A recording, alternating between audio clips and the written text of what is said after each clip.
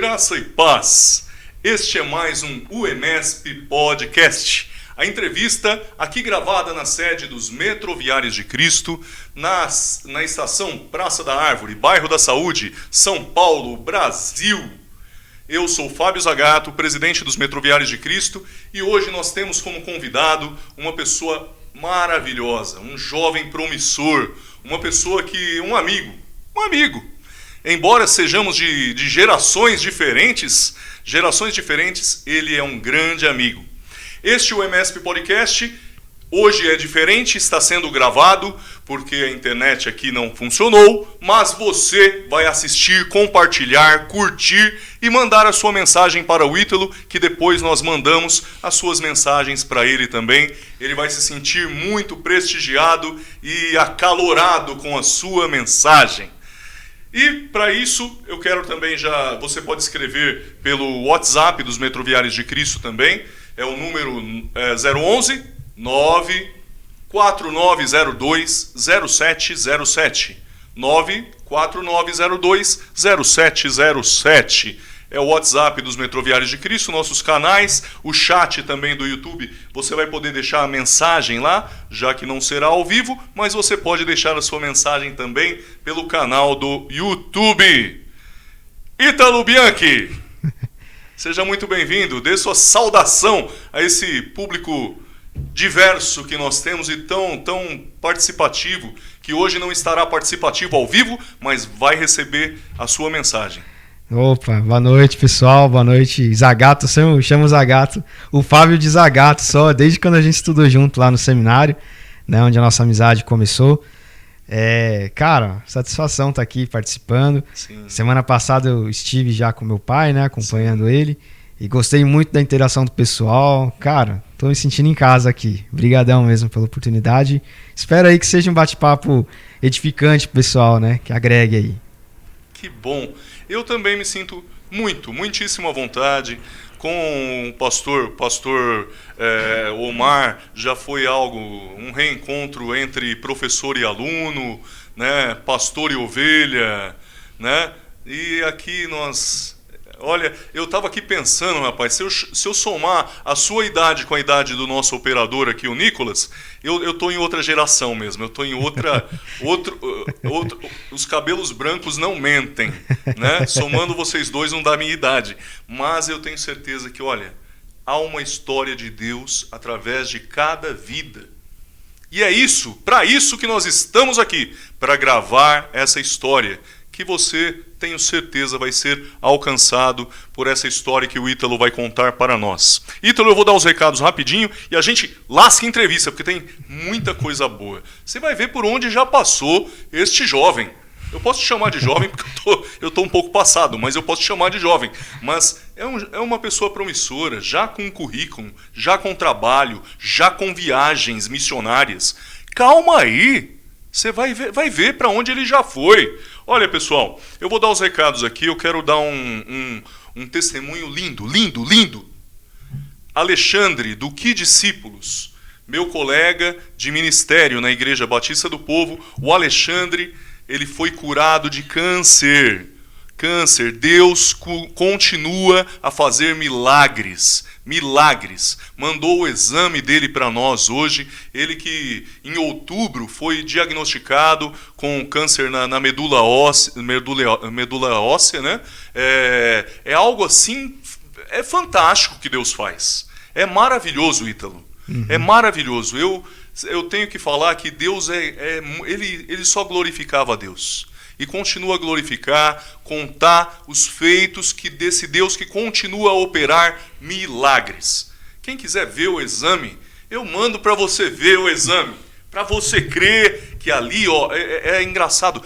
Ele até mandou os números, né? E o exame falava assim que a cada 20 células cancerígenas, tinha 13, 14 cancerígenas. O exame que ele fez agora, 20-0. Não tem mais célula cancerígena. Não tem. É um milagre. É maravilhoso. Então, Alexandre, eu me alegro com você, querido. E sei que essa bênção é para todo aquele que crê.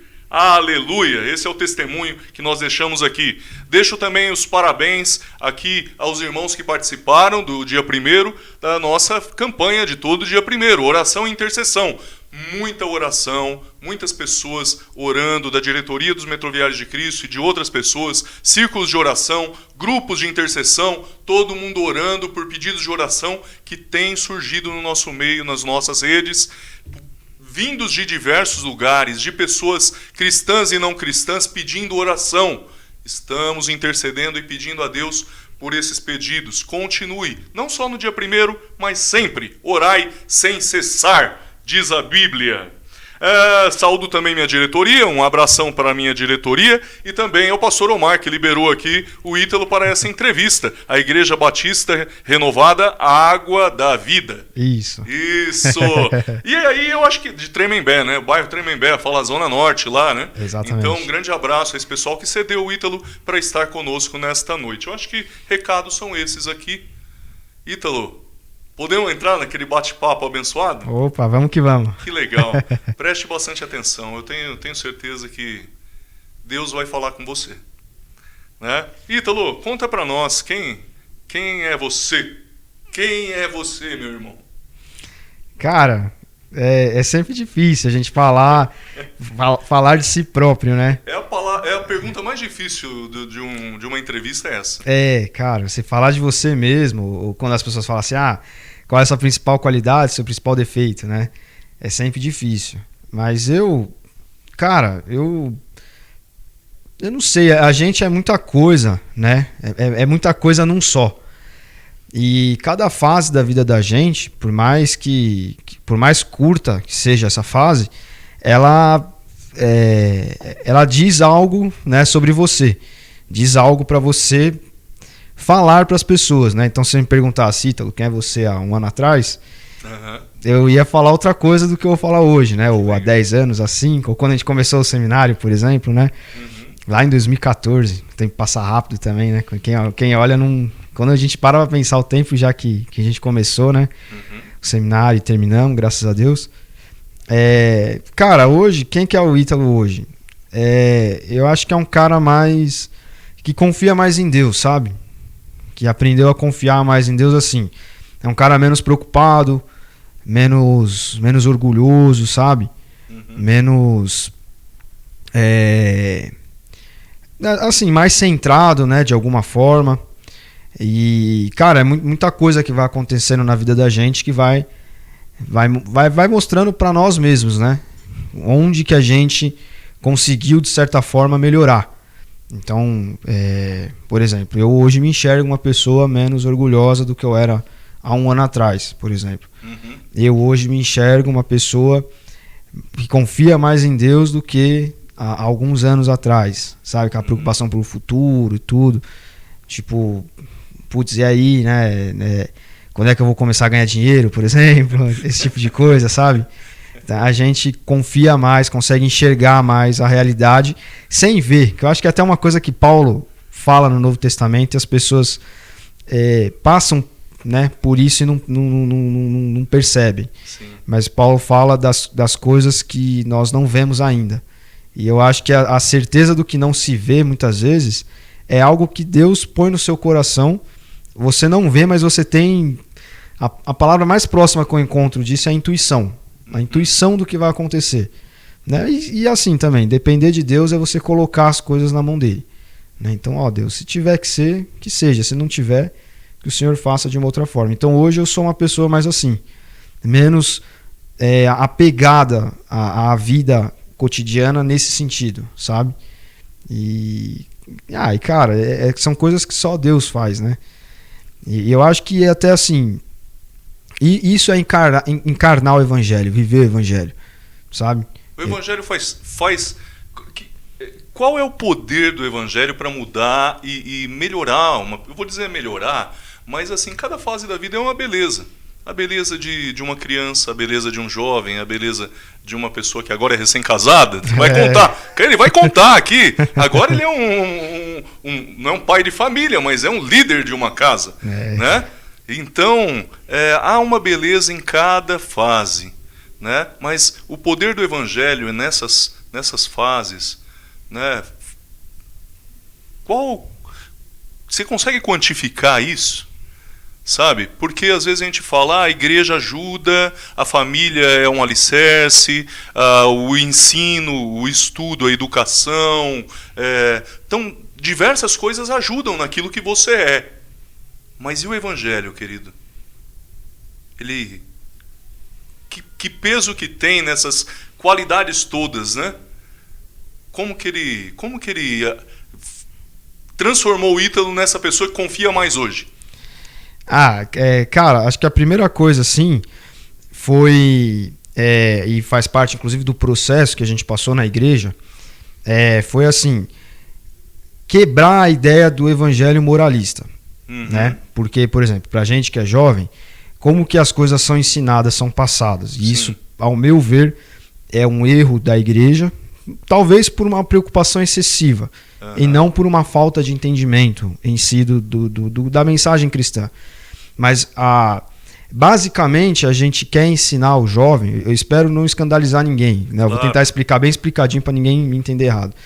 Não é ser permissivo, mas as pessoas, elas têm costume de ensinar o jovem assim, ó, o jovem tem que tomar cuidado com o pecado, o jovem tem que tomar cuidado com a tentação, o jovem não pode fazer isso, não pode fazer aquilo, e você vai blindando o cara de uma série de coisas, colocando o evangelho, reduzindo o evangelho, eu diria, a um pode e não pode, que geralmente não resolve, porque eu cansei de ver gente que dentro dessa dicotomia acabou abandonando a igreja. Olha. Por que abandona? Abandona porque o evangelho passa a ser uma montanha inescalável, né? Nem sei se existe essa palavra, mas inalcançável. O cume da montanha é inalcançável. Porque o cara começa a lutar com coisas internas dentro dele, né, que são restritas a simplesmente uma questão moral e que assim, quer queira, quer não, ele vai tropeçar e vai cair. Então você começa a ensinar uma série de coisas. O crente não faz isso, você é jovem, tem que tomar cuidado com isso, não faz aquilo, não pode isso, não pode aquilo. E você esvazia o evangelho do poder que ele tem de mudança, de metanoia de fato. Mudança de mente. Exatamente. Que a gente não pode se prender a, por exemplo, o jovem não pode beber. Vamos usar esse exemplo aqui bem banal, digamos assim. O jovem não pode beber. Não é que o jovem não pode beber. Ele não pode transformar a bebida em um ídolo na sua vida. Só que muito pior do que o cara beber um copo de cerveja na companhia dos amigos da faculdade, por exemplo, é a pessoa crescer, né, o jovem se desenvolver com uma perspectiva que é a perspectiva do nosso mundo moderno, imaginando que o sucesso da vida, por exemplo, é ter uma mulher bonita, ter dinheiro, ter uma casa, é conquistar. Isso você está ensinando pro cara. Estar com uma garrafa de um uísque 12 anos, alguma coisa assim, né? Status, não? Seria tipo status. Hoje o que a gente trabalha, o que a nossa cultura passa pra gente, a gente está envolto numa engenharia social. Sim. O que toda a cultura e seriados e filmes, etc., passam pra gente é o seguinte: a pessoa só é bem sucedida se ela tem um determinado padrão de vida, um determinado estilo de vida. Então, por exemplo, a menina, ela não é só a menina do sovaco cabeludo, gorda, do cabelo cor-de-rosa, que é feminista. A menina que tem a ideia de que vai jogar a maternidade lá pra frente, vai viver uma vida independente. Não, casamento é um problema. Tudo isso é um ideal feminista. Certo. E a igreja só se preocupa em fazer o que com o jovem, geralmente? Não, o seu namoro tem que ser santo. Isso quando a pessoa está namorando, por exemplo. Tudo bem. A visão religiosa da igreja. Exatamente. Né? Só que, beleza, ela vai namorar aquele período com aquele menino, provavelmente vão acontecer coisas que as pessoas na igreja vão condenar, porque a carne ela é fraca, digamos assim. Só que o principal não é isso. O evangelho ele não vem para combater isso. O evangelho vem para combater os ídolos da nossa vida. A gente precisa encontrar onde estão esses ídolos. Então hoje, o problema não está aí. Sim. O problema está no ídolo que a nossa sociedade vende, por exemplo, para uma menina, de que ela tem que ter um tipo de vida assim. Empoderada. Exatamente. Mas aí que tá. A gente costuma pensar na empoderada como esse estereótipo. da feminista, que vai lá mostrar os peitos na Avenida Paulista, etc. Não. Esse estilo de vida é um estilo de vida que ele está diametralmente oposto ao que Deus planejou quando ele colocou Adão e Eva no paraíso. Olha. Ele falou, crescer e multiplicar-vos. Então, se o moleque cresce querendo só ter, quero ser famoso, quero ter dinheiro, quero ter carro, quero pegar todas as meninas, é claro que esse pensamento vai estar, né? E a menina cresce, não, eu preciso ser independente. A mídia mostra que isso é um sucesso. Exatamente. Só que, e eu tô falando isso, cara, porque pessoal, deixa eu só fazer um parênteses aqui, eu chamo você sabe, né, mas só pra explicar pro pessoal, eu chamo ele de cara com respeito, porque a gente se conhece, a gente Nós é muito próximo. Nós somos jovens, a gente fala que aí é cara. O pessoal fala, pô, o moleque vai lá falando desse jeito aí. Pessoal, aproveitando esse momento descontraído, vocês notaram que o Ítalo vai falar de muitos espinhos. Você que... Eu estava lembrando aqui, Ítalo, das nossas aulas de ética cristã. Uhum. Olha, ética cristã, que falta muito no meio religioso hoje. Pessoal, se a gente faltar com a ética, toda a aplicação dos mandamentos, da lei, sem ética, não cola. Nós temos que ser... príncipes do Evangelho, embaixadores, cheios de autoridade para falar de temas espinhosos. Você ouviu da boca do Ítalo aqui coisas sobre o feminismo, você ouviu coisas aqui sobre bebida alcoólica. Olha, nós nem começamos a entrevista e o Ítalo não tem papa na língua, não. Eu conheço, nós estudamos, tivemos aulas fenomenais de crítica textual, pelo amor de Deus, Jesus amado. Né? Aulas de ética cristã era fantástico. Era algo que limpava todos os nossos preconceitos. Então, pessoal, nós vamos seguir aqui devagarinho, porque eu acho que nós vamos... Segura aí, Ítalo. Você se formou, além de bacharel em teologia, você tem um trabalho na área de administração. Fala para mim um pouquinho para a gente depois voltar para os espinhos. Fala para mim da sua formação. Eu sou formado bacharel em teologia, né, pelo seminário. Seminário Teológico Batista Nacional Ernesto Tonini, aqui na Barra Funda, em São Paulo. Uhum. Sou formado também em processos gerenciais, que é uma espécie de tecnólogo de administração. Sim. Né, pela Universidade Carlos Drummond de Andrade. Sim. Eu sou jornalista, não de formação, mas de trabalho, porque o jornalismo ele é uma das profissões que você pode obter registro de profissional por proficiência. Né? Então eu tenho registro de jornalista, embora não seja formado em jornalismo, mas eu terminei agora, a questão de 3 meses, um MBA em jornalismo digital. Uau! E eu estou com a pretensão, preciso bater um papo com algumas pessoas para fixar isso melhor, de fazer um mestrado ou alguma coisa assim, de continuar, dar um passo além, mas aí na área de sociologia. Porque eu acho que até talvez onde a gente vai caminhar mais aqui hoje nesse bate-papo, eu enxergo a igreja como um componente a mais, um componente social. Uhum. A igreja tem a parte espiritual dela, mas antes dela ter a parte espiritual dela, as pessoas elas vivem em sociedade. E na igreja elas passam a menor parte da semana delas. Sim. Então, a gente precisa estudar a sociologia da igreja, no meu ponto de vista. Eu quero estudar sociologia para isso. Para entender assim, a dicotomia de como é o microcosmo da igreja. Sim. E essa interação dessas pessoas com do externo, que elas trazem para dentro da igreja. Elas são influenciadas por coisas fora e elas trazem um pouco disso para dentro.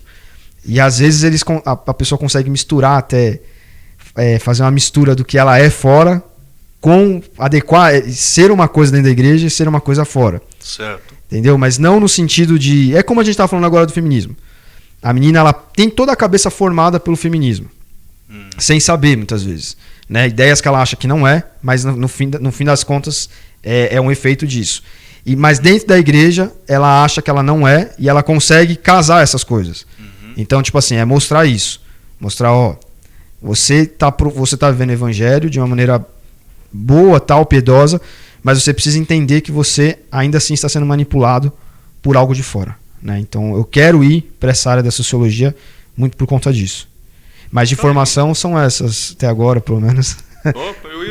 Eu ia falar de planos e aspirações. Boas aspirações você já colocou aí para nós aí na área. Já são aspirações muito boas, aliás, que ajudam a sociedade como um todo. Né? Deus te abençoe nessas empreitadas. E você andou por alguns lugares aí. Mas me diz uma coisa, você pulou a parte da sua família, né? Eu não sei se o Nicolas vai conseguir colocar as fotos lá, mas você casou recentemente.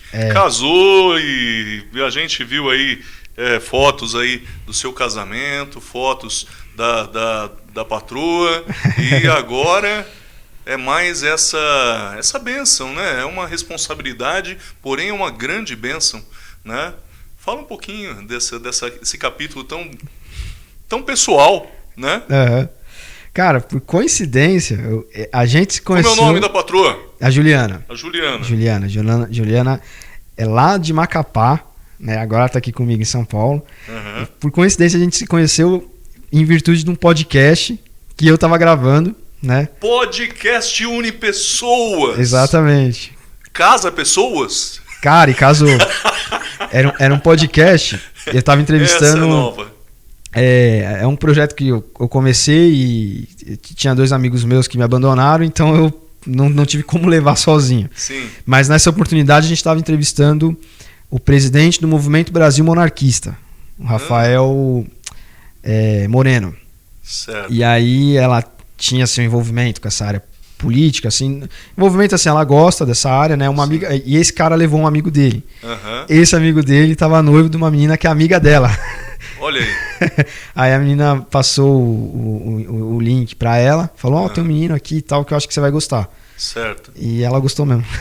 Olha aí. E aí... Podcast unindo corações. Cara, então, e o fato de ser Macapá, São Paulo, né? Macapá. Pessoal, vai lá, olha no mapa lá, que na aula de geografia, Macapá é a capital do Amapá. Exatamente. É isso mesmo? Exatamente. Eu perdi essa aula, acho que eu lembrei, né? É isso aí. É isso mesmo. É na outra ponta lá, pessoal. É lá em cima.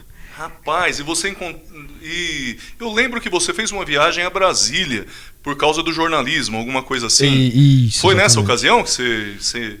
Foi um pouco assim, as coisas meio que aconteceram tudo meio atropelado de ano pra cá. O que você foi fazer lá em Brasília? Conta pra nós, né? Porque fala de Brasília, o pessoal pensa em política. O Ítalo, ele tem um pensamento, eu gostaria que você expusesse, não tem problema algum, né, de colocar o seu posicionamento pessoal político, não tem problema nenhum. Fala pra nós um pouquinho da sua passagem lá em Brasília, né? Então, eu comecei a trabalhar com jornalismo em 2018. Também num projeto com esses 2 amigos meus aí, também me abandonaram nessa questão do jornalismo, de um portal que a gente montou. Certo. E eu sempre me espelhei muito, me espelhei no Terça Livre, que era um portal de internet que começou assim, vídeo no YouTube caseiro, né, do Ítalo Lorenzon e do Alan dos Santos, Sim. que são os fundadores. E, enfim, se transformou numa empresa de jornalismo de fato. Só que as pessoas, elas acham que o jornalismo, quando você liga a TV e você assiste um jornal em qualquer emissora, aquilo ali está sendo passado para você é a realidade dos fatos. E não é. Tal qual todas as outras coisas, né, na sociedade, aquilo obedece a interesses de poderosos, de pessoas com dinheiro, tem seus interesses pressupostos, políticos. né? Exatamente. As pessoas... É como esse entrevistado que você disse, ele traz um parecer político monarquista, é isso que você falou, né? Exatamente, a proposta da volta da monarquia. Monarquia, né? Monarquia brasileira. Dom Pedro, né? Exatamente. Aquela família Orleans e Bragança, é isso? Isso, que foi retirado do poder em virtude de um golpe militar. Que quer morar no Museu do Ipiranga de novo, é isso? Agora vamos... É interessante essa história, pessoal. Mas veja, continua aí, eu te interrompi. Então, aí... eu tinha essa ideia e comecei a trabalhar com jornalismo e tal, escrevendo em microblog na internet. Enfim, passou o tempo e eu comecei esse MBA. E aí eu falei, eu tinha que ter uma experiência de redação, né? Eu queria viver um pouco do que é o dia a dia de um jornal. Sim. E aí eu entrei em contato com o Ítalo Lorenzon, meu xará, e ele falou, tem uma vaga, mas é só para Brasília. Aí, cara, por isso que eu falei que aconteceu atropelado. Eu conheci a Juliana um pouquinho antes disso. Né? Até no começo eu achei que ela ia pensar que era mentira, porque me conheceu pela internet. Ela era cristã? Ela é da Primeira Igreja Batista de Macapá. Olha só. Batistona tradicional. Batistona. Aí, falei pra ela, vou trabalhar no Terça Livre e tal. Aí falei, ela nem vai acreditar, porque do nada o cara, né?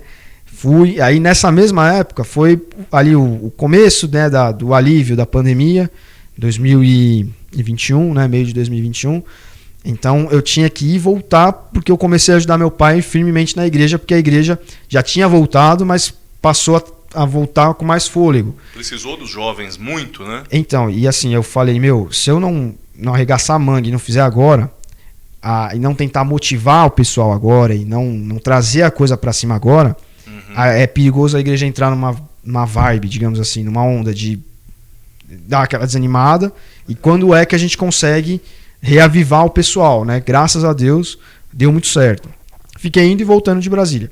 Então, aí trabalhei lá no Terça Livre, de julho até outubro, quando, né, por uma decisão monocrática e persecutória do Supremo Tribunal Federal, eles mataram o Terça Livre de inanição.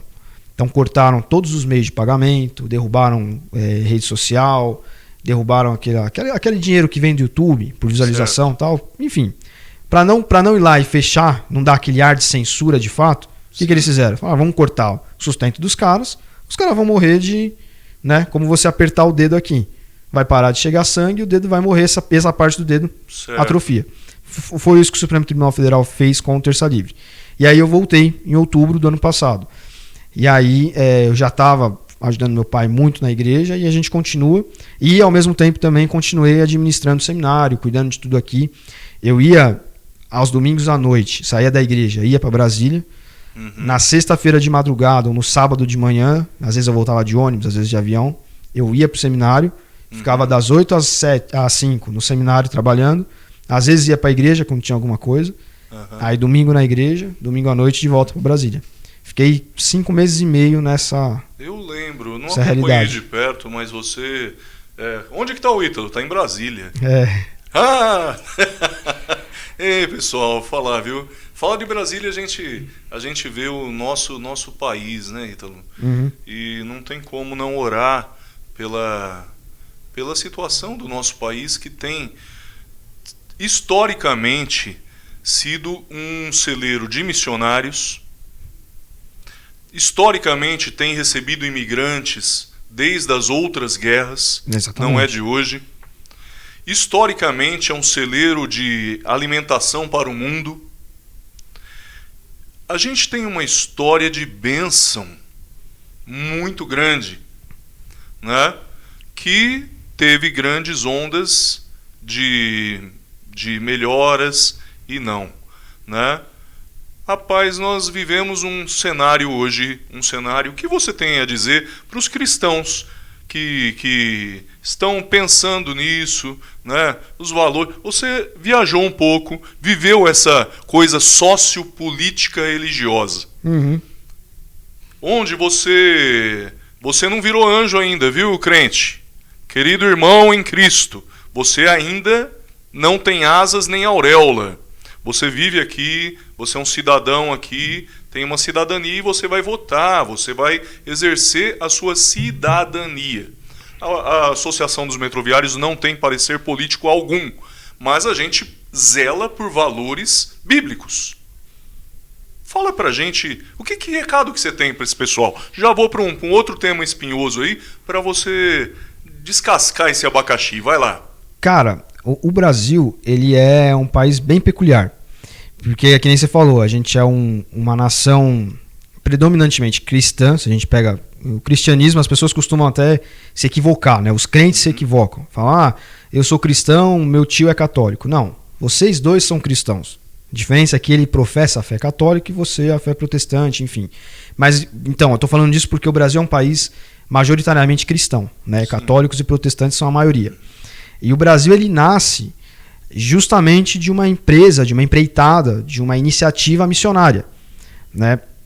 São os portugueses, quando eles vêm... Jesuítas. Exatamente, eles vêm... a principal... Que é aí que tá, a gente entra até na questão da monarquia que eu estava falando agora há pouco. É verdade, é época de monarquia. A questão histórica, que é muito, infelizmente, no Brasil, é ensinada de uma maneira errada, então a gente imagina o nosso país com um valor muito abaixo do que ele realmente tem. quando eles vêm para o Brasil, a ideia não era... É claro, você chega numa terra nova, você vai explorar as riquezas daquela terra. Explorar nem sempre é dizimar. Explorar é você aproveitar aquilo. Então, muitas frutas, por exemplo, que nós comemos, são mudas trazidas de outros locais para cá, justamente pelo português, né? O Rio de Janeiro foi uma cidade toda estruturada, depois de 1808, pelo rei Dom João, etc. E os jesuítas, quando chegaram, a principal ideia de toda aquela frota que veio era evangelizar. Alguns historiadores até mencionam a seguinte frase, né, digamos assim, a seguinte expressão: eles enxergavam aqui uma espécie de terra prometida, de fato, tipo uma terra que mana leite e mel, mais ou menos essa ideia, né? E eles evangelizam os índios. Então o cristianismo chega aqui, ele acaba com infanticídio, acaba com canibalismo, né? Aquela ideia de que os índios viviam em paz e aí chegou o elemento português aqui. Não, eles viviam em guerras entre eles. Eles destruíam várias partes de mata por conta das guerras, pondo fogo, etc. Então o Brasil ele nasce como um empreendimento cristão, plenamente cristão. A primeira coisa que aconteceu aqui no Brasil foi uma missa. Né? Então por mais que a gente a gente seja evangélico, a gente não está no campo católico, sim, mas a gente há de convir que acontecer uma missa é muito diferente de acontecer qualquer outro tipo de culto pagão, digamos assim. Então o Brasil ele foi entregue a Cristo, né? Ele foi oferecido a Cristo. E a mensagem que eu deixo nos dias atuais, né, depois de falar essa história do Brasil, é que assim, eu não sou do tipo de cristão que acredita que o crente deve orar, não deve tomar lado, não deve tomar partido, não deve tomar iniciativa política, digamos assim. Não, nós precisamos tomar iniciativa política. Mas Ítalo, mas eu não quero me envolver com partido político. Ótimo. Então você vai e combata no campo cultural, que é onde efetivamente a política acontece. Funciona, né? Exatamente. A gente costuma achar que... Valores. Exatamente, são valores. A gente costuma achar que a política acontece com o cara que tem a caneta na mão. O cara que tem a caneta na mão, ele tem um meio de ação ali. E claro, se a pessoa errada estiver ali, num cargo de vereador, principalmente vereador, prefeito, que cuidam das pequenas comunidades, que são as cidades, né? Sim. Se as pessoas erradas estiverem ali, coisas ruins serão feitas com dinheiro público, né? Tendem a ser feitas com dinheiro público. Valores ruins estarão na política. Mas você pode combater no campo cultural. Por exemplo, estudando a história do Brasil como ela de fato foi e ensinando para as pessoas. Que eu fiz aqui uma palhinha, né? Não que eu seja expert em história, não sou. Mas assim, trazendo o cristianismo, inclusive, com os seus valores para dentro das esferas da sociedade. Sim. Né? Então eu acho que o cristão ele não deve ser totalmente político, porque senão ele se deixa dominar pela ideologia. E quando ele se deixa dominar pela ideologia, ele se transforma em um animal, quase. Por exemplo, vou citar um exemplo aqui. Por exemplo, ele esquece a Bíblia para abraçar uma cartilha política. Ele acha que a solução de todas as coisas está ali. E não está. A gente acredita num poder transcendental. O poder de Deus, o poder do Evangelho. Né? Hoje, a hora que eu estava vindo para cá, eu estava passando na calçada do Memorial da América Latina e eu vi um cachorro defecando. Um cachorro fazendo cocô na calçada. Certo. E eu lembrei de uma mulher que um dia fez cocô, acho que na Avenida Paulista, não sei, em cima da foto de um político. Certo. Olha como a ideologia transforma a pessoa num bicho. Quem defeca na rua, Nossa, quem faz as coisas sem noção do que está acontecendo em volta dela é um bicho. Então é isso que a ideologia faz com as pessoas, tanto para um lado como para o outro, né? É um fanatismo. Exatamente. A solução não está ali. A solução está no Evangelho. Por exemplo, quando eu pego um exemplo de combate cultural, quando eu sou um padre ou um pastor, e eu tenho inclusive um vídeo no Instagram da igreja que eu falo, dou esse exemplo que eu vou dar agora. Ele pega no Facebook ou no Instagram dele e ele compartilha algo, tipo, não sei o que lá do Dia da Consciência Negra. Ou certo, qualquer outra coisa. Eu estou usando o exemplo do Dia da Consciência Negra aqui. Ele está tomando partido, né, está tomando para si uma ideia criada por uma cultura ideologizada, uma cultura falha, intrinsecamente falha e errada, porque é fruto da criação da natureza humana, para divulgar uma suposta igualdade. Né, eu estou divulgando a consciência negra para alertar as pessoas sobre a necessidade de igualdade entre negros e brancos. A ideia é boa. Só que, Se eu sou um padre, um pastor, um cristão qualquer, e eu utilizo dessa ferramenta, eu estou deixando de fazer o quê? Eu estou deixando de pegar e falar para as pessoas assim, ó, o Evangelho diz que todos são iguais, pecaram e precisam da graça de Deus.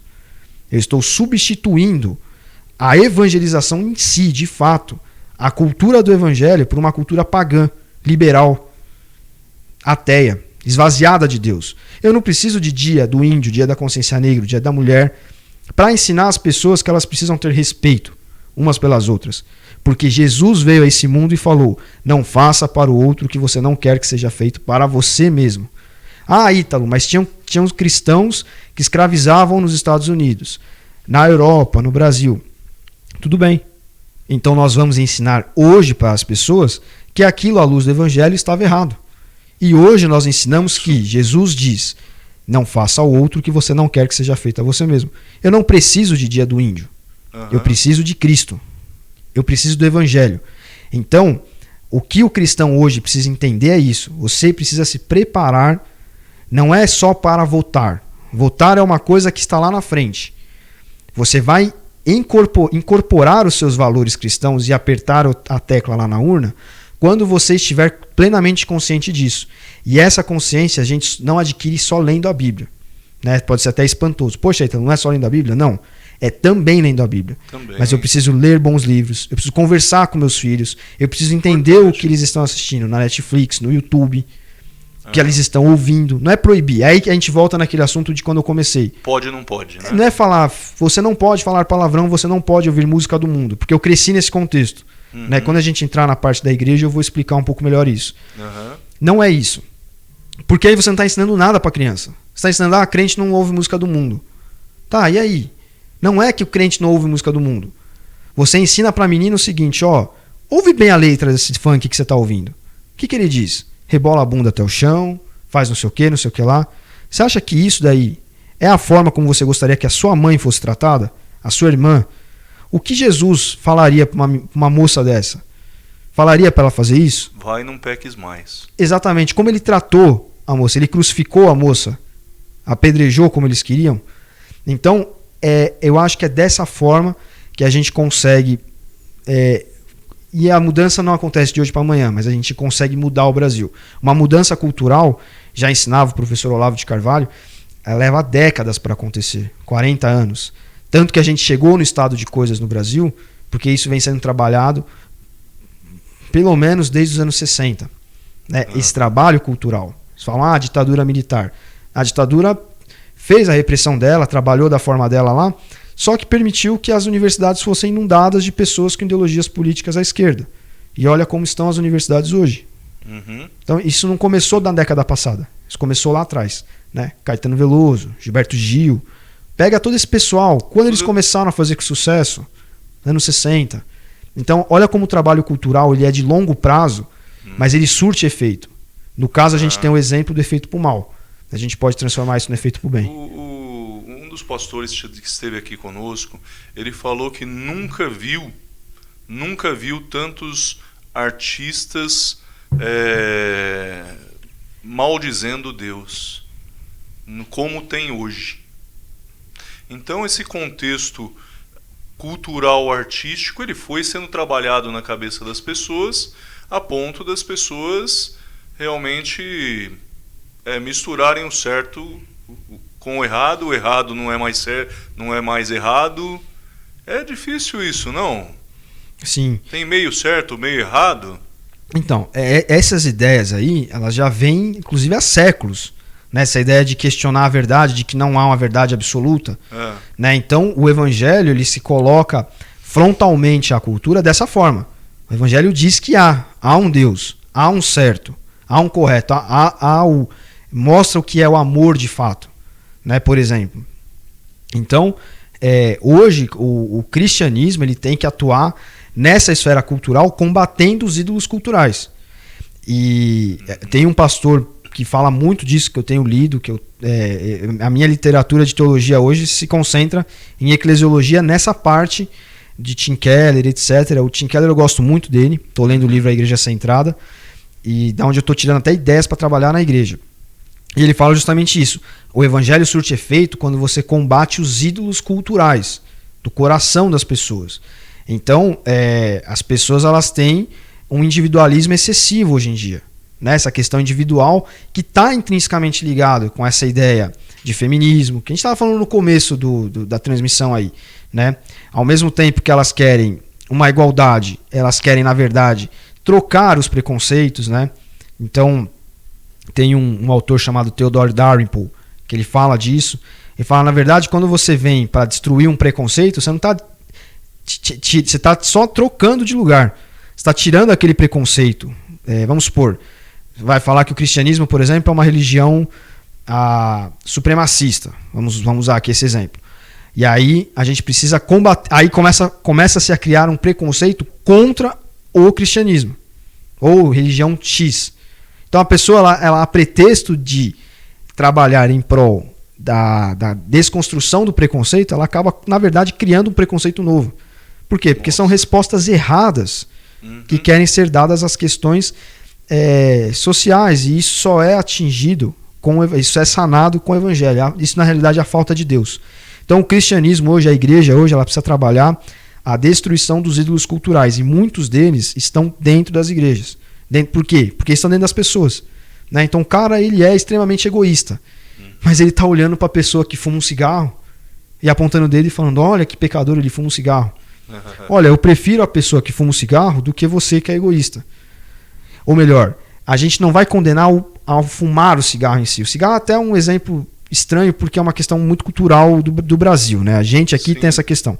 Mas que qualquer outra coisa, fala palavrão, não sei o quê, você tem que combater o porquê. Isso tem uma causa anterior. O problema não é o cigarro em si. O problema é porque essa pessoa entronizou o cigarro na sua vida, ou entronizou o futebol, ou entronizou a mulher dele, ou entronizou a família dele. É aí que tá. Um tipo de válvula de escape. Exatamente. Só que eu prefiro muito mais esse tipo de pecado, digamos assim. Isso é muito menos da natureza humana do que o egoísta, do que o orgulhoso, do que o vaidoso. E as igrejas estão cheias de pessoas assim. Pessoa que olha para o outro, procurando pecado no outro, e não olha para si próprio, para os pecados da natureza humana. Quando se fala de carne, os pecados da natureza humana, não o cara sempre liga a imoralidade sexual. Eu conheci gente que era assim. O cara ouvia carne, pro cara já era imoralidade sexual. Não. Carne é gula, carne é ira, carne é luxúria. Olha. Isso tudo. E se o cara tem um problema sexual, o cara vê pornografia, por exemplo, o problema não é a pornografia em si, é o que está por detrás daquilo. Se você fala, crente não pode ver pornografia, você não está resolvendo nada.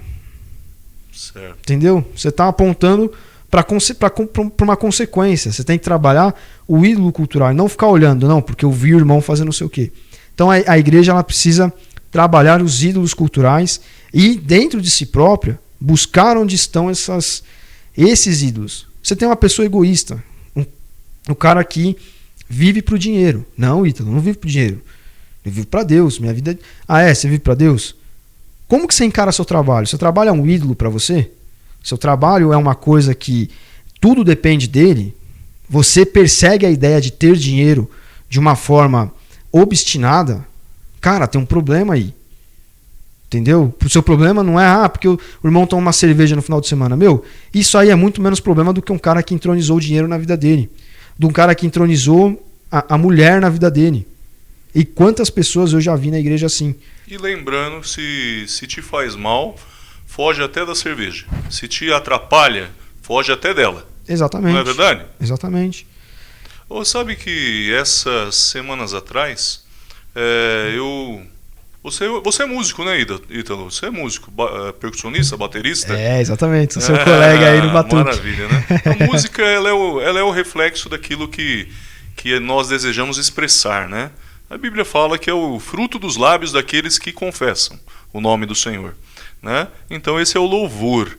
E daí eu estava vendo um crente que estava ouvindo uma música que eu não conhecia, mas fui ver a tradução da música secular, que dizia remédio, remedy. E daí contava uma pessoa que ela corria atrás dos remédios. Ela se saciava com remédios. Daí eu falei, Jesus, mas esse crente está tocando isso, está curtindo isso e tudo mais, mas esse irmão um dia compôs uma música que se chamava Jesus é a Solução. E a gente que conhece a Bíblia, né, cristão, tô falando de crente, tá bom? Estamos falando de crente. A Bíblia fala que lançando sobre ele todas as vossas ansiedades, porque ele tem cuidado de vós. Cuidou desse rapaz que eu testifiquei, que foi curado de câncer. E há pessoas que fogem para outras coisas, fogem para uma música que entroniza remédio, entroniza outras válvulas de escape. Não estou falando contra remédio nem contra médicos. Nós não falamos contra historiadores, nenhuma ciência, todas as ciências foram feitas por Deus. Mas Ele é o Senhor de toda a ciência. A sabedoria dele é acima da nossa. O Ítalo, em todos os tópicos que ele falou aqui, ele não excluiu Deus. Não excluiu Deus de nada que ele falou. Até dos autores. Gosto de Tim Keller também. Fica a dica para você. Sim. Igreja Centrada, né? Igreja Centrada. Poxa, um livro muito bom. Todos os dele, né? Mas o que eu tô me debruçando mais ultimamente é o Igreja Centrada. Você vê como o Ítalo quebra muitos paradigmas? Até eu tô vendo aqui no sua corrente, ali é uma cruz de Malta. É. Vá pesquisar um pouquinho sobre os símbolos, as cruzes, né? Pesquisar um pouquinho sobre isso, para você quebrar alguns paradigmas, para você, às vezes, atrair para perto de você alguém que fala, poxa, eu sou descendente de portugueses, né? Você conhece a história de Vasco da Gama, de Malta? Tem que saber! Tem que saber a história dos jesuítas. Falando nisso, jesuíta, essa aqui é uma pergunta de vestibular. A primeira missa foi em São Vicente ou Santa Cruz de Cabralha, em Porto Seguro? Foi lá na Bahia, né? Foi na Bahia, não foi em São Vicente. São Vicente é uma das cidades mais antigas, né? As vilas mais antigas. É verdade. Então, você vê? Veja como a história, tudo isso. Ítalo, você traz um conteúdo muito legal, cara. Eu deixaria você, assim, discorrer, e vou deixar mais, porque você vai falar um pouquinho da história da sua igreja, né? A igreja que você congrega, né? E a história sua com a música também. O que você tem a dizer para esses músicos que tocam e leem pouco a Bíblia, de repente oram pouco? Eu falei para você que eu estou precisando orar mais. Eu confesso, eu preciso orar mais. A gente sempre está precisando orar mais, né? A gente precisa de uma vida de oração e é difícil a gente alcançar isso. A gente tem que estar sempre perseguindo. Porque uma vida de oração, até entrando no trabalho que a gente tem feito na igreja lá, eu tenho falado muito isso, é uma vida onde você está constantemente falando com Deus, conversando com Deus, mas não conversando, Deus abençoa aqui a minha comida, meu café, abençoa isso, abençoa aquilo, mas é pondo Deus de fato à frente em tudo, né? Eu vou comprar um carro, eu preciso, não é assim, eu preciso que haja um sinal, é este carro que eu devo comprar, vai cair um floco divino em cima dele. Não, mas é que você esteja instruído por Deus a comprar aquele carro. E se você comprar um carro ruim, que vai te dar problema, que vai te dar dor de cabeça, que você peça a Deus que Ele te mostre o porquê você está encarando aquilo. Né? Então acho que isso é uma vida de oração diária, assim, é bem interessante, é uma fé viva, né? A fé morta, né? Que é essa fé moralista morta que tantos crentes têm. Ou o cara acha que às vezes oração é simplesmente estar na vigília, né? Não, eu vou na vigília, não sei o quê. Enfim, acho que isso até é um tópico pra gente trabalhar daqui a pouco. A minha história com a música que você falou, eu, cara, com 6 para 7 anos, se eu não estiver enganado, minha mãe talvez saiba melhor, eu fui estudar na ULM, Universidade Livre de Música, que depois se tornou o Centro de Estudos Musicais Tom Jobim. Sim. E hoje deve ter outro nome que eu já não sei, que aquilo lá muda de nome. Quase fui parar lá também. Então, cara, é muito legal. Inclusive eu via muita coisa lá, que eu lembro na minha cabeça, muito bicho grilo, né? Músico, tem muito músico que é bicho grilo. Depois você entende, depois de mais velho, que você estuda algumas coisas que você entende, né? Por que você via certas coisas. Uhum. E aí eu estudei lá, quando você entra pequeno você faz teoria musical. Sim. Canto coral tinha que fazer, né, para ter uma noção de altura de música, etc. Primeiro um teste de aptidão também lá eles fazem, né? Exatamente, só entra se passar pelo teste de aptidão. Mas aí depois eu fui parar, eu fiz aula de bateria a partir dos 7 anos, mais particular. Sim. E aí com 12 para 13 anos, eu na ULM passei para percussão popular, que foi onde eu aprendi a tocar aí. Cara, se me jogar na rodinha de samba, eu toco praticamente todos os instrumentos ali, tirando cavaquinho, banjo, essas coisas. Vou né? fazer aula com o Ítalo. E aí toco surdo, cara, tudo, zabumba. Graças a Deus deu pra aprender muita coisa lá. Berimbau. Né? E aí tinha até o berimbau, meu berimbau tava na igreja. O que é Adulf? Adulf? É. Ih, eu sei que tá na Bíblia. Tá na Bíblia, cara. Adulf é tambor. Adulf é tambor. Símbolos sonoros e símbolos altissonantes e adulfes. O símbolo é tipo Pratos, um prato, né? Exatamente, um metal que ressoa, né? E, cara, na igreja sempre toquei bateria, percussão. A percussão está parada lá porque eu tô só na bateria, não tem outra pessoa para tocar. Sim. E na minha história na igreja, assim, né? Quem assistiu o último podcast conheceu meu pai, que começou a Igreja Batista Renovada Água da Vida, depois de um trabalho que já existia lá da Convenção Batista Nacional, no bairro do Jardim São Paulo, próximo a Santana. E aí a gente hoje está no Tremembé, extremo norte de São Paulo, né? Norte mesmo, meinho ali da Zona Norte. E a gente tem passado por um processo lá de renovação pelo Evangelho, que é inclusive um dos termos que o Timothy Keller usa e que eu acho assim fantástico, porque é realmente você passar a enxergar o Evangelho de uma forma viva. Porque lá na igreja, eu vou até abrir o jogo aqui mesmo, né? Lá na igreja a gente teve durante muito tempo pessoas extremamente moralistas. Pessoas que, infelizmente, elas estavam muito preocupadas em frequentar vigília, em acampamento assim, nossa, vigília, tem que ir para vigília. Chegava a chamar jovens no alojamento, os jovens precisam ir para vigília. Então a vigília, falavam línguas, etc. Todas aquelas coisas que a gente conhece, assim, que é aquela capa aquela coisa de ativismo, né? Exatamente. Ativismo, coisa igrejeira ativista. Isso, aquela capa, igual tem no STF lá, com a porcaria preta que eles põem aqui, tipo a capa do... quase a história do bom samaritano, né? A capa do batizado no Espírito Santo. Então quem faz isso, tá comigo no meu time. Só que, cara, vira e mexe, eu via, depois a gente ficou sabendo de muitas coisas, né? Havia falatório, as pessoas falavam mal umas das outras, ficavam investigando a vida das outras no Facebook, no Instagram. Queria saber que casal de namorado que fazia qualquer tipo de coisa antes de casar ou deixava de fazer. E isso virava comentário. E aí, cara, isso sempre me incomodou, né? Eu, já naquela época que eu passei pelo seminário, eu comecei a questionar muito isso, internamente primeiro. Depois passei por alguns processos e eu falei, isso não está certo. Eu comecei a tentar externalizar algumas coisas. E como a gente estudou no seminário, eu comecei de fato a assumir a frente de algumas coisas, né? Então, às vezes, algumas aulas na escola bíblica e tal. Como eu era mais novo, eu confesso que teve coisas que eu fiz talvez de maneira equivocada, né? Por exemplo, na época que o Brasil viveu aquele período político bem efervescente da Dilma e tal, talvez eu tenha levado muito esse tema para dentro da igreja de uma forma equivocada, de uma forma que eu já não faço hoje. Né? Hoje, beleza, a gente vai falar de política, de valores, vamos, mas a gente não pode colocar isso acima do Evangelho. Talvez naquela época eu tenha errado nisso. E as pessoas não tenham também sabido falar isso para mim. Né? Enfim, são coisas que acontecem, cara, é que nem a gente estava falando antes de começar.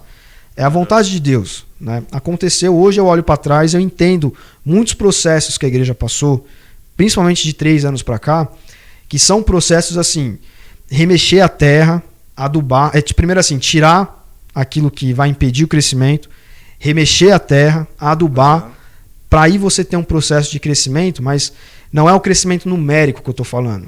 Eu acredito, né, na verdade, aquele lance da intuição que eu falei, eu tenho essa perspectiva de que a igreja vai crescer numericamente, de que a gente vai voltar a ter mais pujança de pessoas, de verba para trabalhar, etc., para trabalhar, questão até evangelística que a gente tem alguns projetos, mas é crescer num cristianismo maduro, um cristianismo que trabalhe fora dessas amarras, entendeu?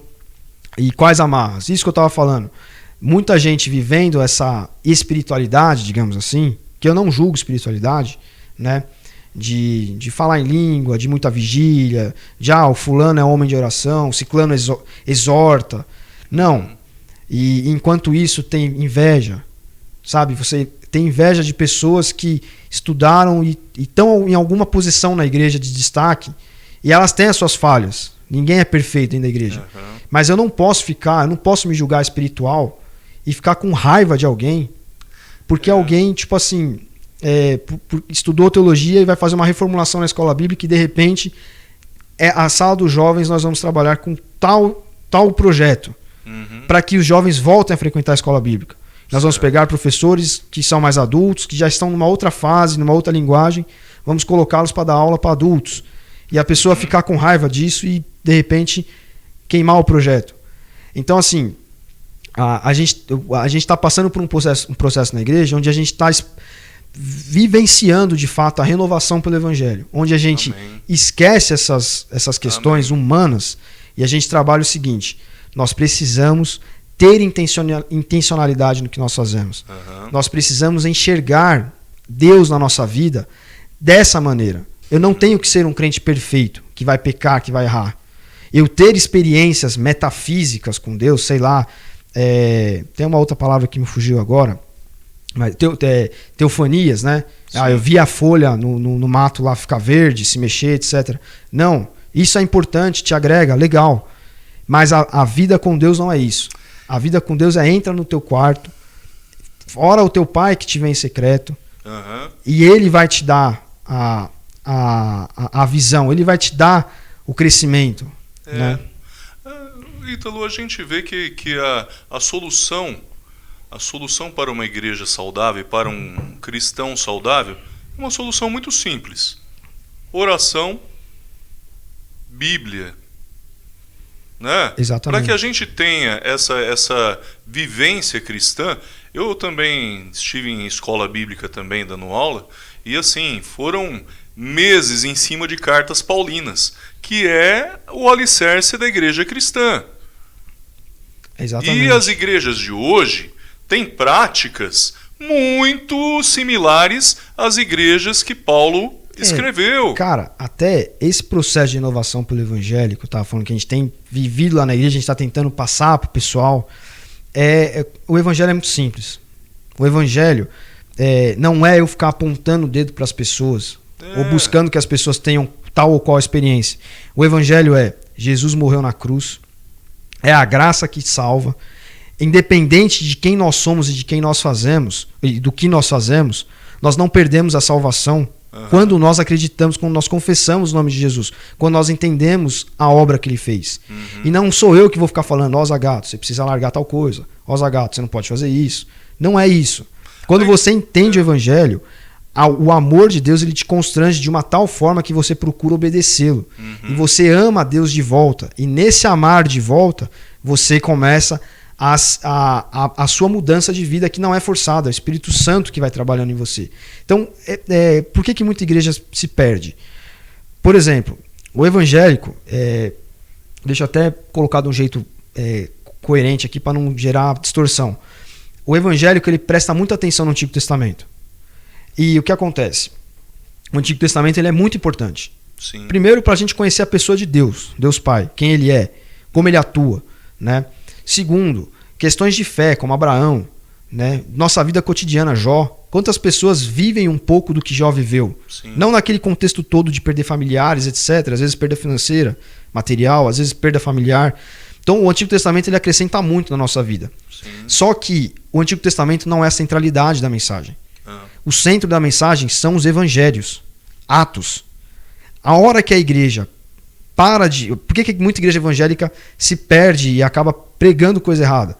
Porque as pessoas ficam preocupadas em falar de profecia, não porque a guerra na Rússia e na Ucrânia, Oséias falando não sei o quê, Daniel falando não sei o quê, e tenta pegar isso e trazer para hoje.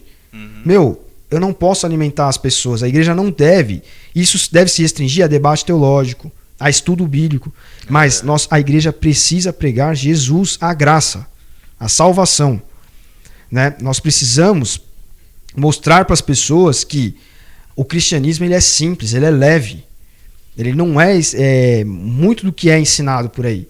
Ele é você entender a obra que Jesus fez na cruz por você e que você não alcança nada pelos seus méritos.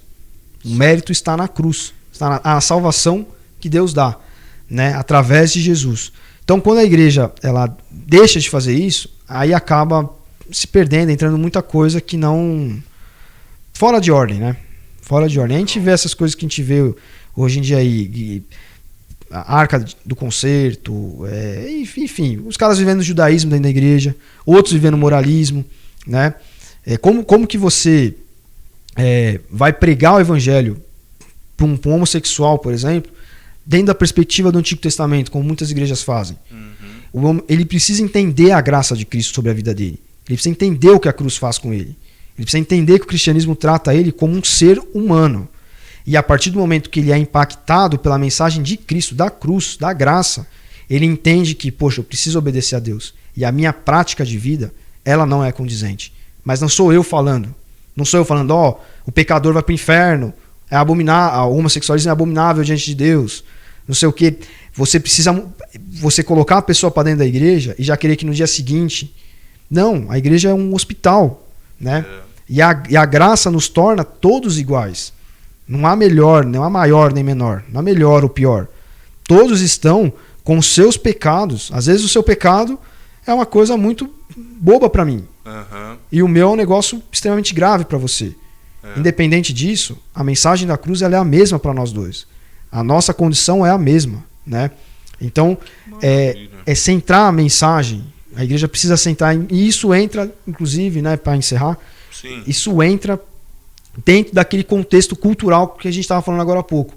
Se a igreja centrar a sua mensagem nisso e conseguir expressar isso para as pessoas começam a largar os seus ídolos culturais e entender que o evangelho faz sentido em si, né? Não as outras coisas. A igreja, Jesus amou você, amou a igreja, deu a vida por você. Não fique com medo de ir à sua congregação, à sua igreja. Ali é local de pessoas imperfeitas, que focam num Deus que é perfeito. Então, todos nós, quando nós buscamos, né, seu pai falou que muito teólogo acaba, muitos desviam.